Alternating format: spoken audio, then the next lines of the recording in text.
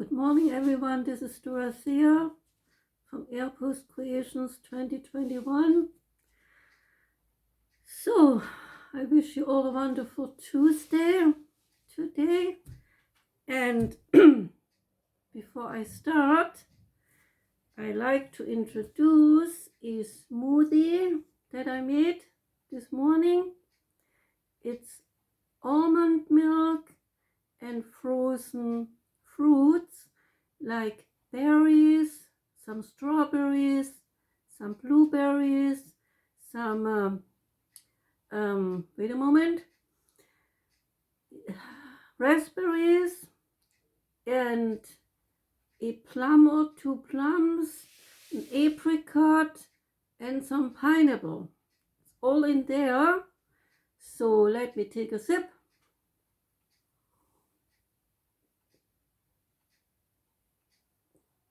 That were 2 sips because it's delicious. And for those who are not into juicing, let me explain quickly what's the difference between a juice and a smoothie. A juice is mainly vegetables, and you can add an apple or you can add a pear to that juice, but it is in the end for the body like drinking a glass of water, and your whole digestive system gets a break but still gets the good stuff from the vegetables and the added fruit. And a smoothie, it's usually made with some kind of milk, a plant-based milk if you are avoiding to drink cow milk, and then it has fruit in it, and because you blend it, it has fiber left, the fiber from the whole thing, either vegetable or fruit. So your digestive system, for the digestive system, it's like eating. Even though it's a drink, it looks like a normal juice. It has the fiber still in it. So your digestive system, for the digestive system, it's like eating, even though you drink it. Okay? So that's that. And both are very healthy and delicious. Fruit juices, vegetable juices, and also smoothies. Okay? So, the next thing is I like to read a quote from Mahatma Gandhi this morning, and it goes, "An eye for an eye ends up making the whole world blind." I read it here because it's the Judaic Christian Islamic tradition, this eye for an eye, even though Jesus from Christianity, he tried to change it and make people more compassionate and more forgiving. And some Christians, they try to do that, but not all Christians try to do it.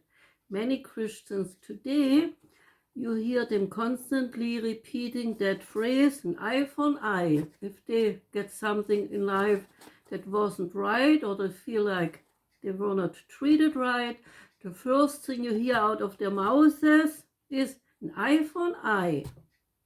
But Jesus tried to change it. He didn't want us to be like that and follow that phrase, an eye for an eye. And because in Islam, the Islamic people very much do that too, even though they shouldn't do it either. So that is why I read it today.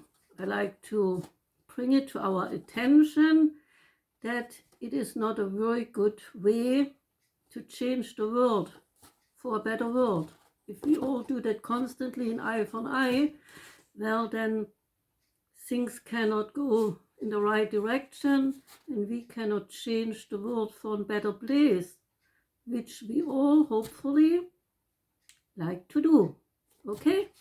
So, now we continue with Islam. I wrote down lots of stuff and I continue now, okay? Yesterday we finished. I introduced yesterday how Muhammad started his quest to establish his religion, how he had to fight with the tribes and all that, and how he started small with only 40 converts in the beginning, and it didn't seem like an easy quest in the beginning, but he still managed in only 23 years to make Islam one of the world's main religions. They spread all over the place, and so we all know today too that they rule lots of places on earth, the Islamic people, okay? So let me continue now. I start with Mecca. Mecca sits in a pass of mountains, a mountain chain, where mountains run down all along Saudi Arabia. Mecca is that religious center for Muslims, and the territory is considered sacred. So in order to enter Mecca, people back then needed to get disarmed. They were not allowed to enter Mecca with weapons, and I think it is still today the case, except of maybe a few security men who make sure that things there are not disrupted by some unwanted forces, okay? So before 570, there was already a black stone seen as a religious object, and people came there to kiss that black stone in honor of that sacred place. This black stone is right in the middle of the Kaaba, the holy Kaaba. So people, when they worship, they come there and they kiss that stone in the middle of the Kaaba, okay? Now we come to the building Kaaba. There is the Kaaba in Mecca and also a well called Sam. I spell that C like zebra, A-M, C like zebra, A-M, Sam. Kaaba is that holy building, and every Muslim is supposed to make a pilgrimage during his lifetime, her lifetime, and to circumvent the building as a sign of devotion to Islam. Sam is a holy well, and legend has it that when Ishmael was a baby and his mother Hagar, the former slave of Sarah and Abraham, went to Mecca, when she, the mother, went with her son Ishmael to Mecca, Ishmael played around and fell in the well. But of course he was taken care of and he was safe, but that's the legend. He fell in there and his mother and others had to get him out of there, okay? The black stone is embedded in the Kaaba, this holy building, in such a way that worshippers can go there and kiss the stone. The black stone, Sam, and the building Kaaba are seen as an object or objects of God. There are 5 pillars of Islam. Number 1 is the creed. Number 2 is the prayer, and Muslims are supposed to pray 5 times a day. There are number 3, almsgiving. This relates to the Islamic community who shares with the poor and the less fortunate. Number 4 is the Ramadan, which is in the month of March. So pretty soon the Muslims have the Ramadan. It lasts one whole month, and they are supposed to not eat anything from sunset to sundown. But then when the sundown occurs in the evening, they are allowed to eat a light meal, but they are supposed to not go to town and eat whatever they feel like it, but really eat very sparingly, but they are allowed to eat at night something, okay? Then there is the Hajj, H-E-J-J, which means the pilgrimage to Mecca as a sign of devotion to one's belief in Islam. So these 5 things, the creed, 5 times a prayer, alms giving to the poor and less fortunate, Ramadan, which is in the month of March, and the Hajj. I don't know if I spell it right, pronounce it right, but it's H-A-J-J, which is the pilgrimage to Mecca as sign of a devotion of every Muslim, okay? If a person is too sick to participate in fasting, the Ramadan, or is too sick to travel to Mecca, such a person, such a believer in Islam is excused. So if you are too sick and you cannot travel there, then they forgive you, they understand it, okay? Every mosque is the religious place together for prayer, and at each mosque there is a minaret that is attached on top of the mosque. And in that minaret, there goes up the caller who calls for prayer. And this caller who goes up there in the minaret, and he makes his famous voice and calls the people to come to pray, he is called Muezzin, M-U-E-C-C-I-N, Muezzin, okay? He calls for the prayer, announces it, that now it's time to pray, and then the Muslims, as we saw in many movies, probably everyone who saw it already, they kneel down and they touch the floor with their forehead and they pray, okay? When prayer is given, the Muslims face to the east towards Mecca. Muslims wash with water or sand before they pray. Sometimes they just take a little bit sand in their hands and they rub it like that, and then they go and pray, okay? So when they pray, they prostrate themselves. Friday is a holy day in Islam. Friday is for the Muslims, like Saturday is for the Jews, and Sunday is for the Christians, okay? Muslims have daily prayers, and while they pray, they kneel down and put their forehead on the ground.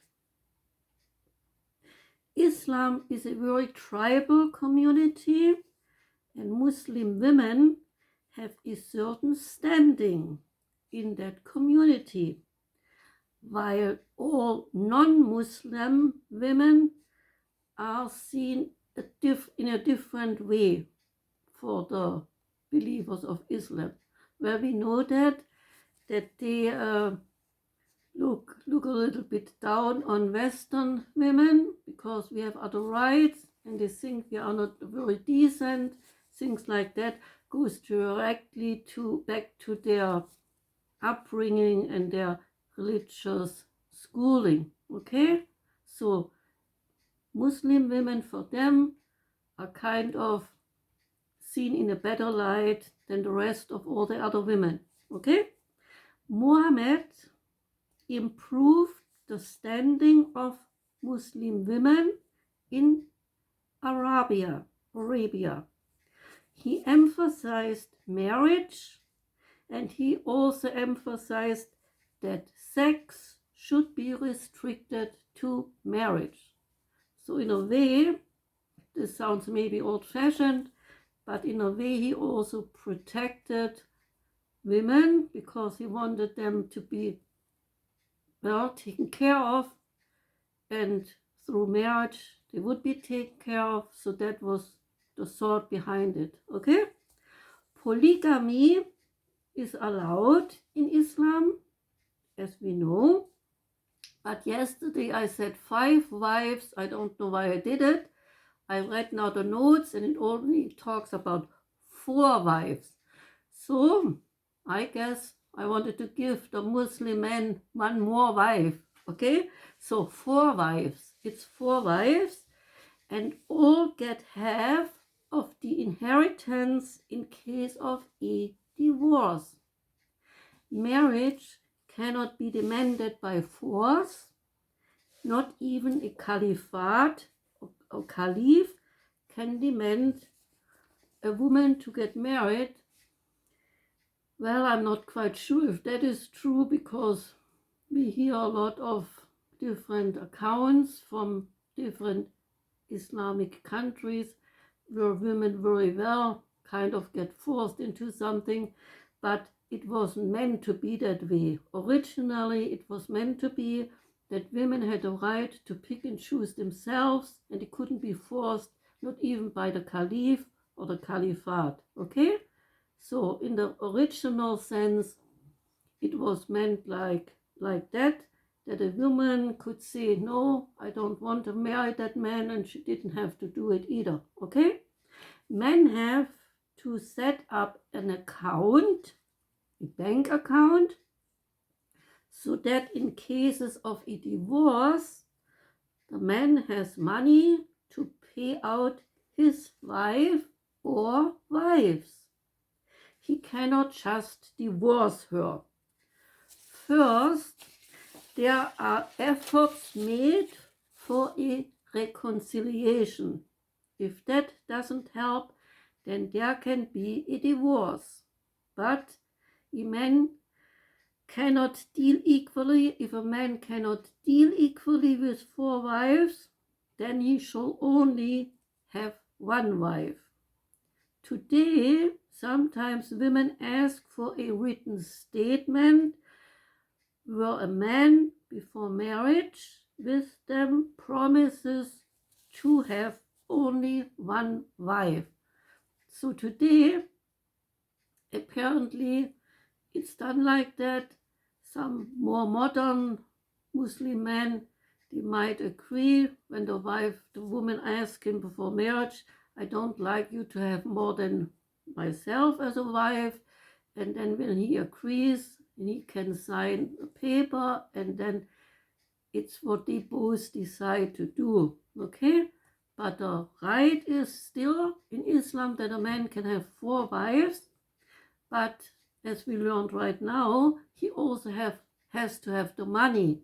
A poor Muslim cannot have 4 wives because he couldn't take first care of them all in a proper way, because when they also have children and a man has 4 wives and children with all of them, then you can imagine how quick this family grows, and he needs money to take care of it. So he cannot just have the idea, having no money, and then get 4 wives and a lot of children, and they are all living in misery because they have not enough to eat, and their material demands are not met. So men have to prove that they have enough money, that the bank account is in order, and then they can have 4 wives. Okay?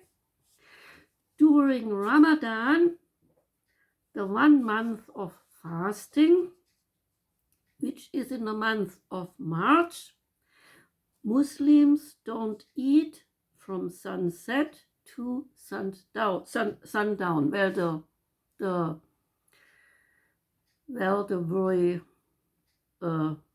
the ones who follow the religion, there are also some, they might not do that at all, but the ones who take it seriously, they do that, okay? They don't eat from sunset to sundown, and then at sundown, they can eat, but they should eat sparingly.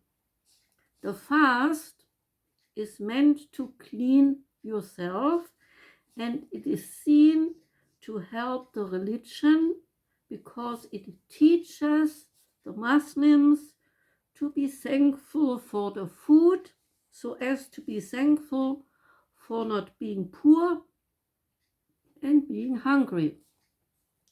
Every Muslim is expected to go once in a lifetime to Mecca, making a pilgrimage there.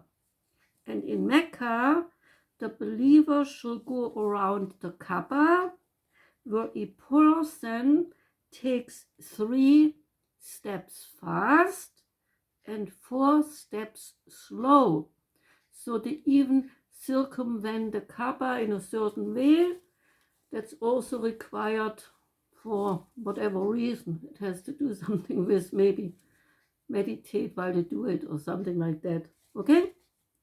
From 632 to 732. There is an important country, no, from 632 to 732, there is an important century going on. Under the Umayyads, and Umayyads is an important caliphate in Greater Syria with Damascus as its center.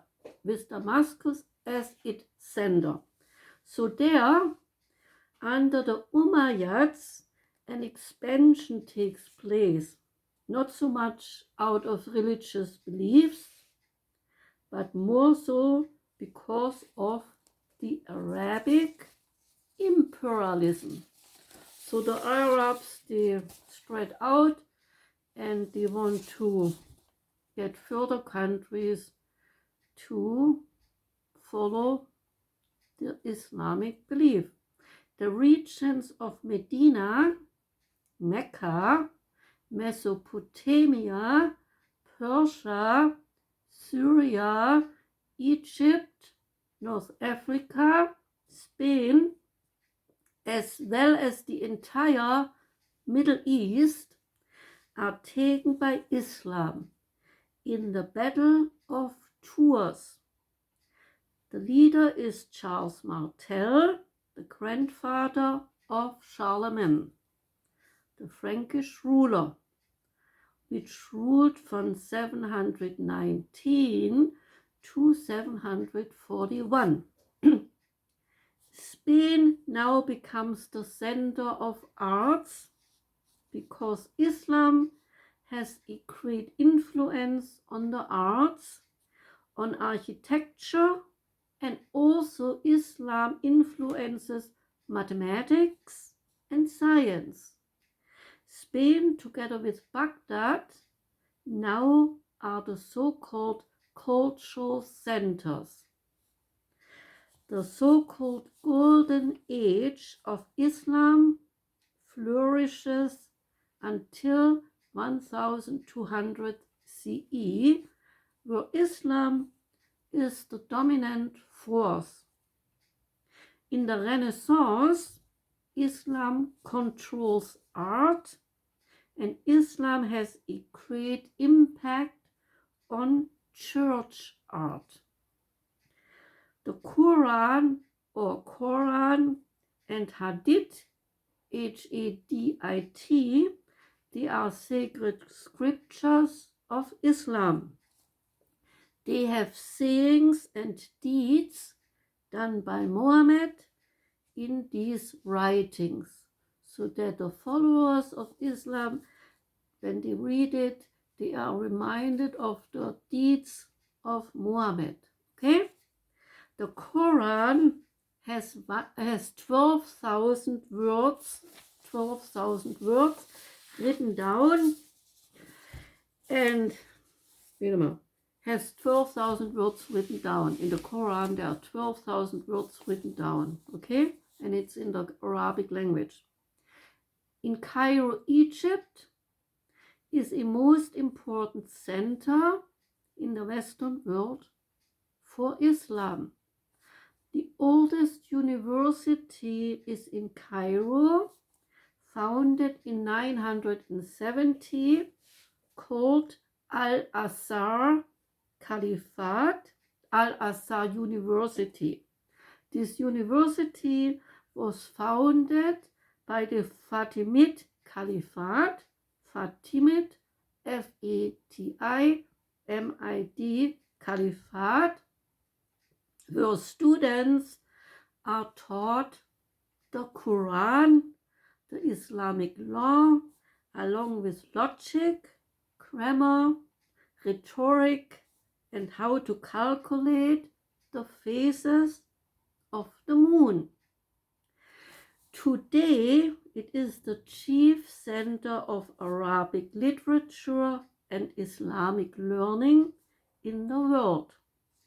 In 1961, this university also added non-religious subjects to its curriculum.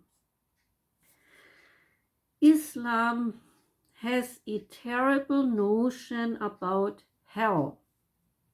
The Islamic hell is an awful place to end up for its believers. This hell is much like Dante's terrifying accounts of a hell where one is forced to eat filth and so forth. On the other hand, for the righteous Muslims waits the most beautiful notion of heaven, where a paradise of unknown beauty awaits the good person.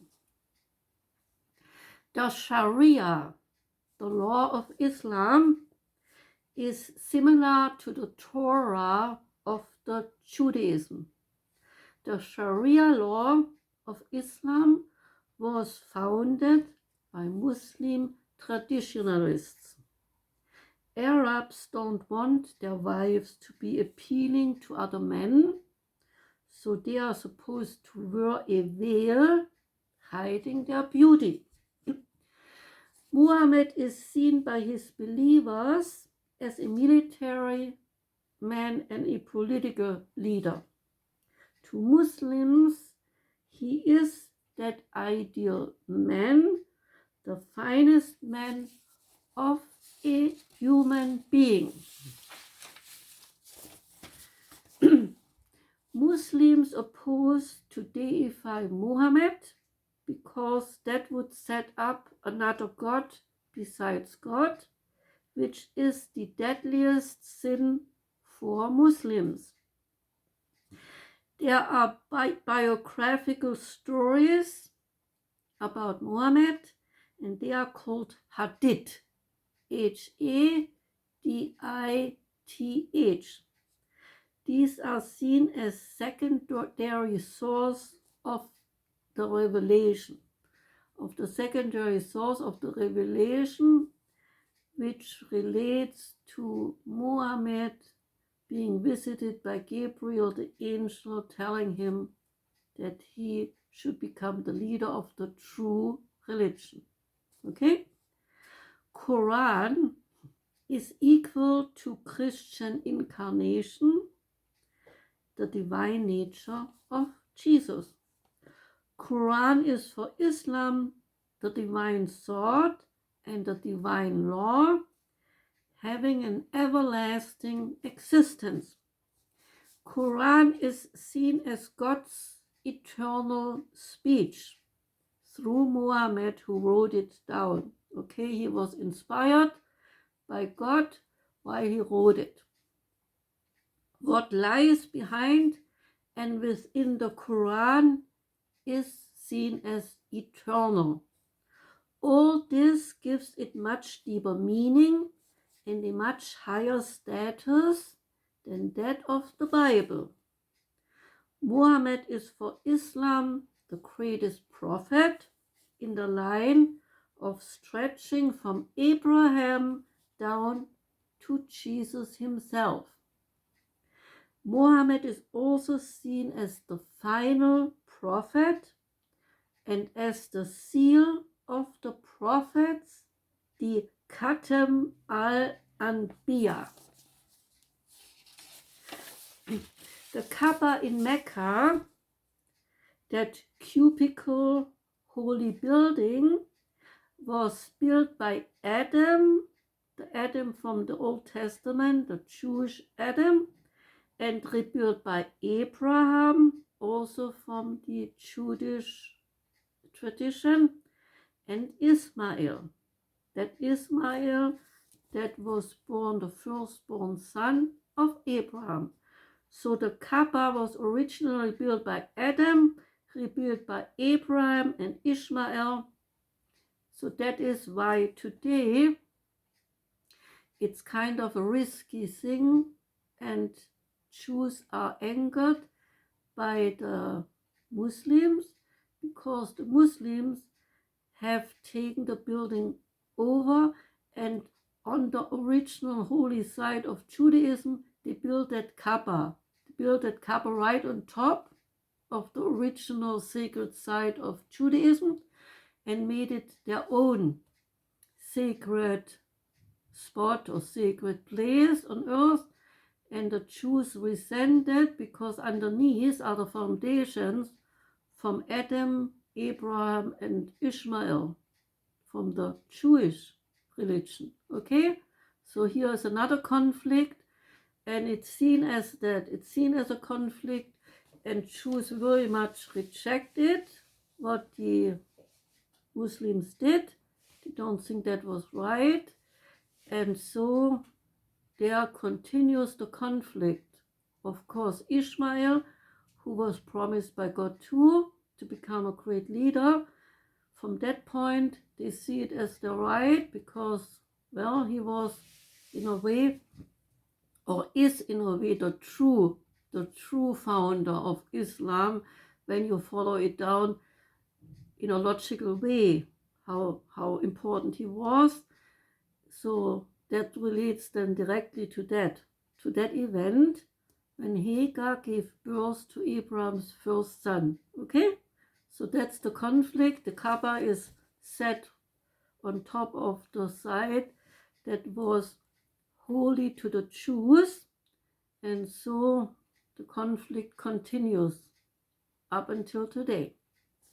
While the Muslims say that the Jews and the Christians have tampered with messages of the prophets, they say that because they know that the writings, the Jewish holy writings and the Christian Bible, they are written by many different people in many different languages, because the Bible originally was written in Greek and then later on in other languages. So the Islamic people say, why the Jews and the Christians have tampered with the holy messages by doing that, translating, writing in different languages. The Quran is the true writing, because the Quran can only be in the Arabic language. So they claim that because of that, the Quran is untampered and an original sacred writing. Islam is seen as an ethical religion because it promotes a good and a just society, seen to promote human equality. When everything is done right in Islam, that is, if they follow the true teachings, then there is equality in the Islamic community. But we know also that lots of extreme trends have built ever since then, and they do not exactly follow the way they should do things. Okay, but that is true all over the world, in every religion. There's always somebody who does it differently and starts a new way of doing things.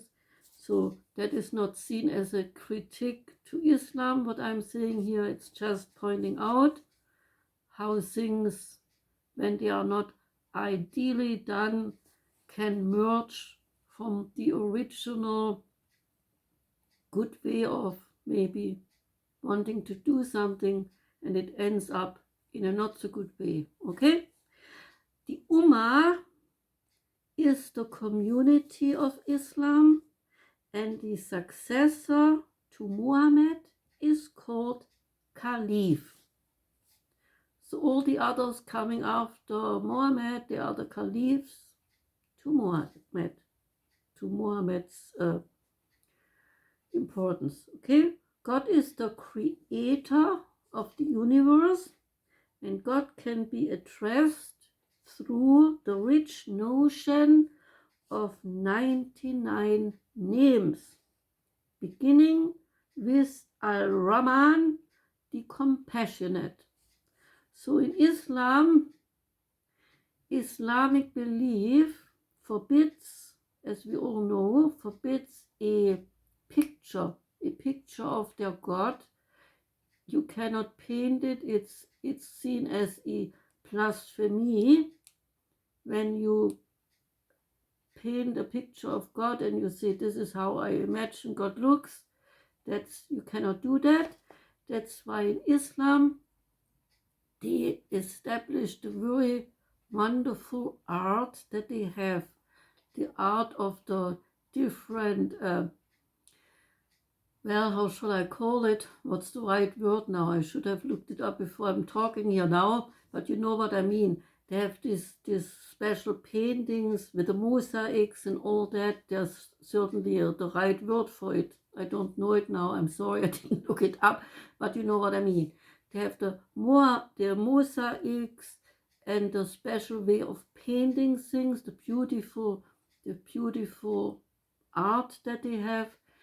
That's a sign for them, a sign of divine paintings, because they are not allowed to paint God and have God visualized in that way. But that is also true in Judaism. Jews are also not allowed to paint a picture of God. It's all done spiritually. And you are not allowed to paint and say, this is how I imagine God to look. And in Christianity, this all changes, as we know, because Jesus had this special status. He's the Father, the Son, and the Holy Spirit, and he was also on the cross. So Christianity makes an exception, because we have in our churches, in each church we have a cross with a symbolized picture of Jesus on this cross. But in Judaism and in Islam, this is a no-go, and not allowed. Okay? At the end of the world, seen by Muslims, a fire will drive the people to the place of judgment. Then it will be decided if they go to heaven or they go to hell. Calligraphy is an art of Islam. Calligraphy is this beautiful way of writing, where they have all kinds of different ways to write beautiful. It's a beautiful art, and that is came out of Islam, calligraphy. In the valley of Mina, or Mina, M-I-N-A, which is east of Mecca, the pilgrims spend a night when they come to Mecca. When they come there to visit Mecca and they circumvent the Kaaba, then of course they come from all over the world, and they have to stay there and sleep someplace, so that the valley of Mina is known for them to go there and stay there for a little bit before they return home. Okay? while in North Africa, Cairo became that brilliant capital under the Fatimid dynasty. In Cordoba, Spain, the second Umayyad dynasty is ruling. Greek learning, especially Greek philosophy and Islamic theology, merged together over time. Okay, so now we come to Sufism. The leader of Sufism is called Shaykh.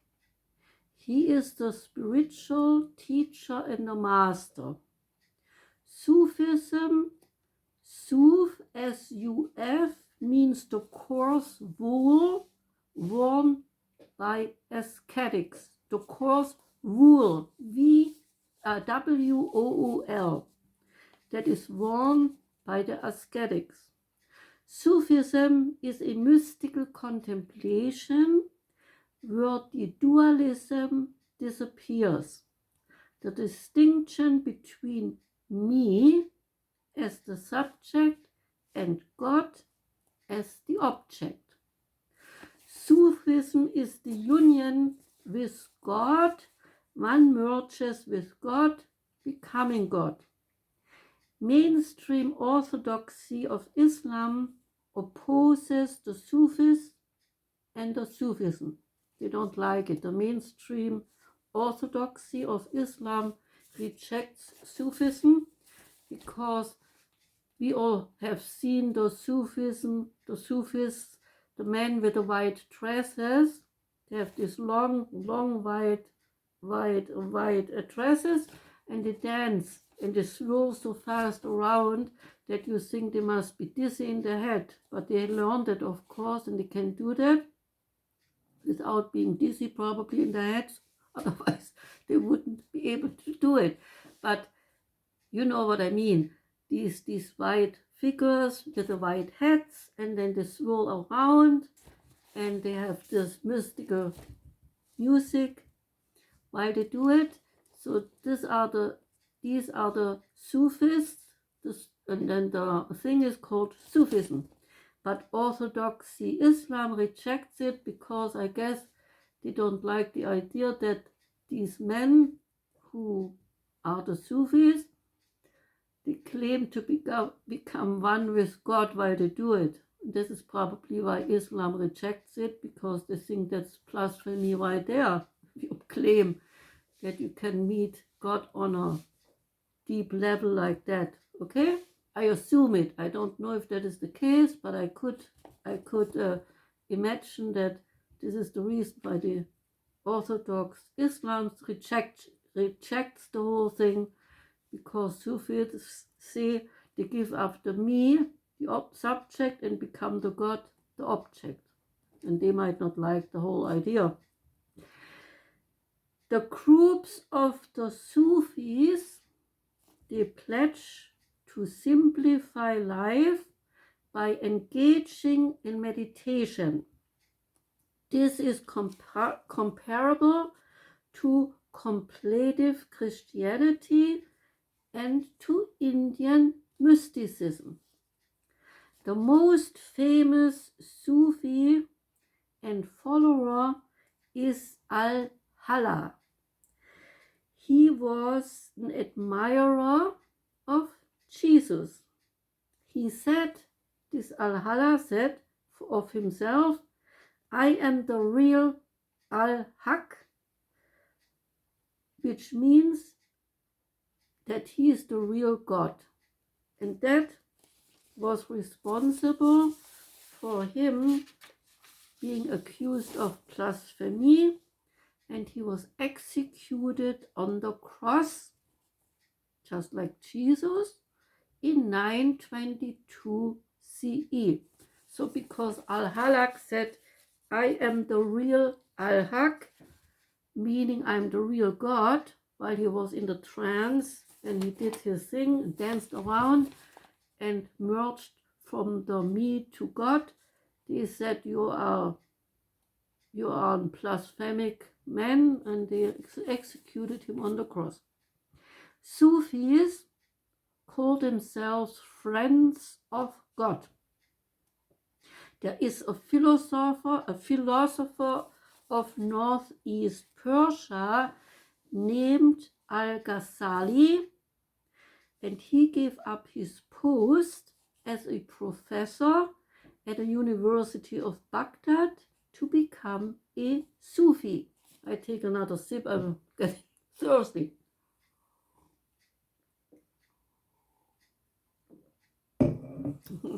So this professor left the university to become a Sufi. He held, when Sufis reached the highest state of union, this state where they merged from the me to God, they were like a person that was drunk, while at the same time there remains a distinction between the divine being and the human soul. So when these Sufis do this dance and they merge and contemplate God, and they give up their own me to merge to the God, they still somehow have a distinction of what is going on, according to this professor. Okay? Sufism was important in the spread of Islam. Islam suffered greatly during the Mongols, the Genghis Khan, in the 13th century. Muslim centers of Central Asia were destroyed, and Genghis Khan's grandson, Hulagu Khan, sacked Baghdad and slaughtered large numbers of Muslims. A great patron to Islam and the arts, a man named Babur, B-A-B-U-R, a descendant of Timur, T-I-M-U-R, he established Islamic rule in Delhi, India, and founded the Mughal Empire. This patron to Islam and the arts, Babur, a descendant of Timur, came to Delhi, or already was there, and established an Islamic rule in Delhi. And during the reign of this Timur, the man who came to Delhi to establish Islamic rule, he was a pious Muslim, and the non-Muslim practices were virtually wiped out in Central Asia, and a great part of work was done by Sufi orders. While non-Muslim practices were virtually wiped out in Central Asia, and a great part fell to that whole thing during the reign of Timur. Then a great part of work was done by the Sufi orders. The tombs of the mystics sometimes have become more potent to believers than mosques.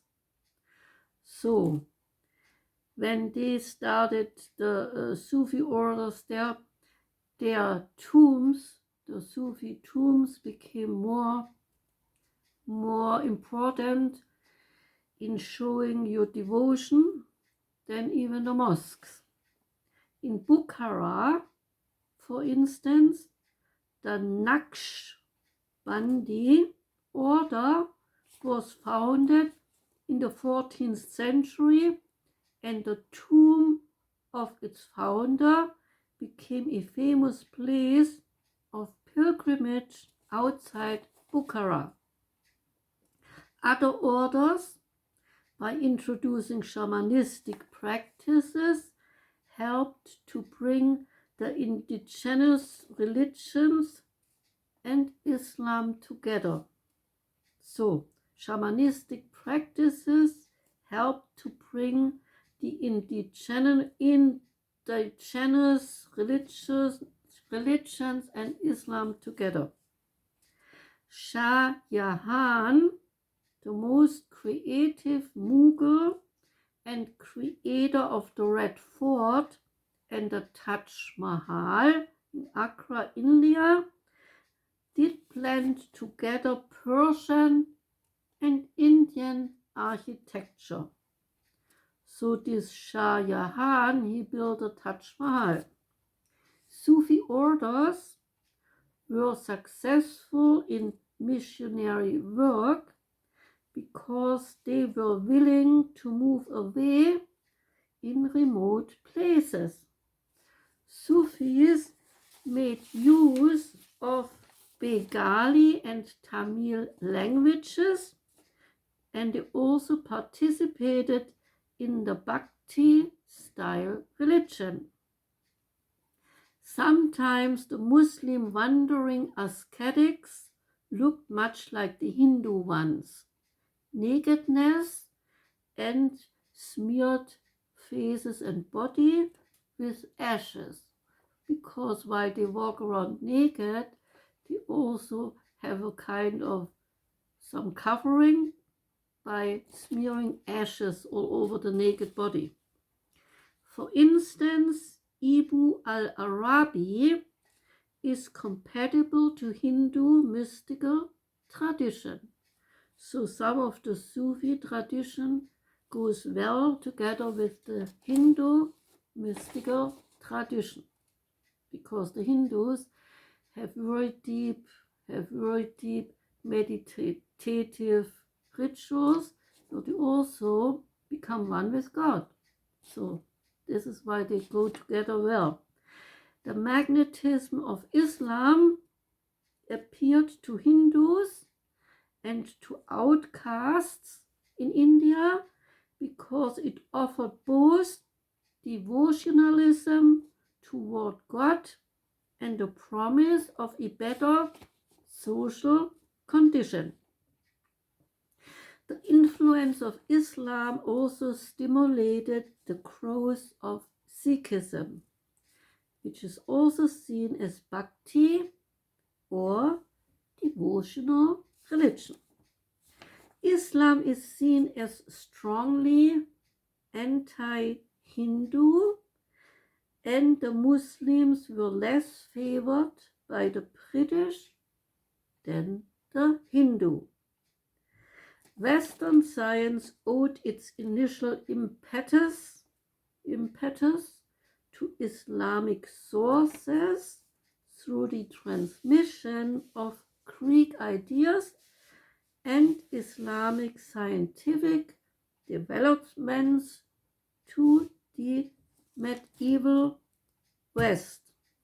So, I guess that was about Sufism and also more about Islam. And tomorrow I continue a little bit more with Islam, talking about how it spread and so forth. And then we are finished with that as well. Okay? I hope that today I could give you a little bit insight into Islam, and also introduce Sufis and Sufism to you in a way that you might not have known before that. Okay? So I hope that helped a little bit to clarify things. And I like to talk quickly before I go about the goal of my channel. Okay? I think I said it before, but I want to say it today again. It's not to convert anybody to anything.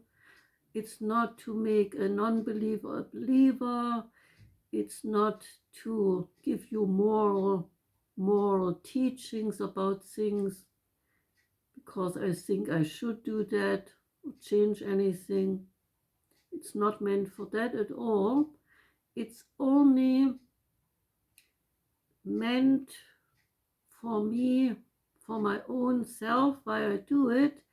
I like to bring a better understanding about different religious movements to everyone who is tuning into my channel, and to clarify a few things and to make it more, let's say, accessible, because of course everybody can Google and find out things and buy books, but often we don't do that. Often we hear something, for instance, about Islam, or we'll hear something about Judaism, or even hear something about Christianity, and it's done for such a long time, the constant repeating of things, the constant saying of things, the constantly believing in things. We don't really know after a while, where is it coming from? Why is it spoken in such a way? Why do we follow certain belief systems?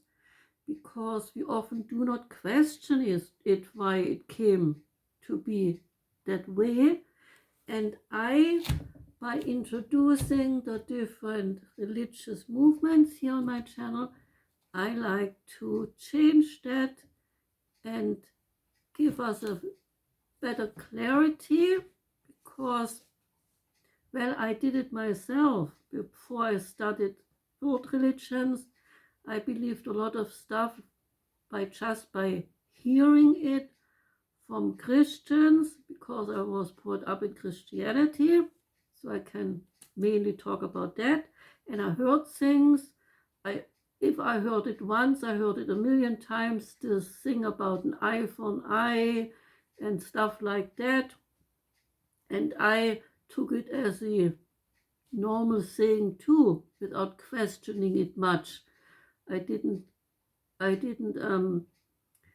research where it came from and what it truly meant. It was just the way it was. And the same goes with other things, like in Christianity, we celebrate Christmas, and lots of Christians don't even know that the Christmas that we celebrate with the Christmas tree and the gift giving has very little to do with Christianity. It has absolutely nothing to do with Christianity, because the early Christians didn't celebrate Christmas. They didn't have a Christmas tree that was lit up. They didn't have that goose or duck with the dumplings and the red cabbage or whatever people eat for Christmas Day. They didn't have all that, and this comes directly from paganism. From paganism, all these rituals that we still have today comes out of paganism, and it has very little to do with the religion that we are part of. And because soon we have Easter, the same is true for Easter. The Easter eggs, the Easter bunny, it all goes back to paganism, where spring was a sign of new life, because the trees started blooming, flowers started growing, new life was given, the earth is giving new life, and the whole thing fits in together with the human beings and their life cycle too. We all in spring feel young again, feel new again. It all goes together with the nature. The nature is starting anew. So pagan rites fit right in there, because pagan rites had fertility rites, So they did all kinds of things in the springtime too, to merge in together with the nature, with the trees that started to get new branches and new leaves, and the flowers starting to bloom, and the sun shining and things like that. So the beliefs that we have, why we call ourselves a Christian, have often nothing to do with that religion. It became a habit, it became a way to celebrate life, and there's nothing wrong with it. I don't say we should stop celebrating Christmas. I myself, I'm a great fan of Christmas time. I love it, but I want us to understand it, that it has nothing to do with a real religion. It became more like a custom that we all adhere to end the year with Christmas, and then it's New Year's coming and we celebrate that and things like that. And so in every religion there is over time on a kind of a secret door, it moves in and then it becomes part of the whole thing, but it has very little to do with the original thing. But people who do not research much about the matter, they believe that it is the real thing, and they get sometimes even into fights with people if someone points it out that, let's say, Christmas has nothing to do with Jesus and Christianity. Then they call you a terrible person, and they say you don't know what you are talking about, because it was always done like that. And they get really angry when you point out things that they have very little to do with the original thought of something. This is why I do it here. I don't want to get rid of Easter. I don't want to get rid of Christmas. I don't want to get rid of all kinds of celebrations that people have around the world in the different religious movements. I'm just saying that often that's just a custom that human beings established to make life a little bit more fun and to bring us some days where we celebrate and we can have a good time. Okay? So my channel is not meant to take you in a corner and beat you up and tell you you have to believe this, that, and the other. And I'm not here to preach. I only want us all to learn more about the different religious movements and to see the big picture better. The big picture when people do things and when we hear things in the news about some part of the world where something is going on again and people fight and do kind of upsetting things, that we also understand better where the stuff is coming from. Okay? And that's what I'm trying to do with my channel, to bring us more to understand things that we never maybe heard of, because I'm sure lots of people have never heard of Zoroastrianism. I myself, when I started studying it, I heard about Zoroaster, but I always saw this man, Zoroaster, with a long beard and with prophesying things, because I had a book already bought, and so Zoroaster prophesies all kinds of things in that book, and I read the stories, but it was more like also to me like a little bit a fairy tale book. I didn't really investigate it either, who the Zoroaster was and why he wrote that book. So I'm saying we all do that. We all are victims of that. We hear a little bit here, we hear a little bit there, and it becomes a whole blown out of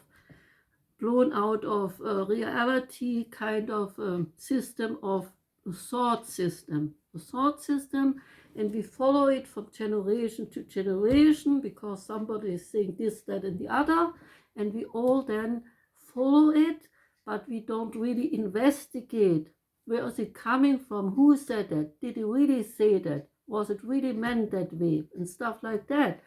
And I think it's important to know where things are coming from, why they were said the way they were said, why they were done the way they were done, because with a little story that I talked here on my channel about the Ishmael and Hagar giving birth to the firstborn son of Abraham, if we see that story in its true context, then we can also understand why maybe there is some resentment of people who belong to that kind of the world where your forefathers were Jews, and then because your mother was an Egyptian slave, you were sent out in the desert, and it was surely no fun to wander through the desert to finally end up in a safe place. Okay, it was certainly no fun to wander around there and to be sent away and things like that. So I want us all to see both sides of the coin, and I'm not saying it to make the Jews look bad, because we all know that in every society things were done that were not, well, a reason to be proud of. Every nation has done something that they are certainly not supposed to be proud of. It's not why I say it. It's not to make the Jews look bad. It's not to make the Islam look better than the Jews. Not at all. It's just to make us understand the things better. Okay? Because I think there is too much hatred going on in all kinds of societies for whatever reason, and often people just repeat things without even knowing where it's coming from, and then they right away hate too without knowing the real cause of anything. And I think it's about time that we spread more love on this globe and become more united instead of divided. Okay? So that's why I do what I'm doing, to tell you all the things that I think are pretty interesting, and I hope you find it too when you listen to my channel. And that's all what I'm trying to do, to make us a little bit more aware of everything, and also to give us the possibility to, well, change a little bit, become a little bit more mindful of the different things, and become maybe a, well, create a heart to forgive others for all the things others do, and also to work on ourselves to become better, and then to make the whole thing, the whole world, a better place for everyone. Okay? That's the reason. I'm not preaching. I don't want to convert you to anything. I don't think that a person who belongs to a certain church is a better person than, let's say, an atheist. An atheist can be the most ethical person. It doesn't have anything to say if a person belongs to a certain religious belief, that they are better than the ones who, let's say, don't believe in any of it. This is not why I'm doing it. I want to just share with you the things that I learned, that I found interesting, and that helped me personally to get a more open mind and to understand others better. And because it helped me, I think I should share it with you and help you all out. Maybe it helps you too. Okay? So that's the reason why I do it. So that said, I come back with another video, maybe tomorrow. Okay? So thank you very much for the time listening, and I send out lots of love to everyone, and I wish you all a wonderful day. Okay? Goodbye.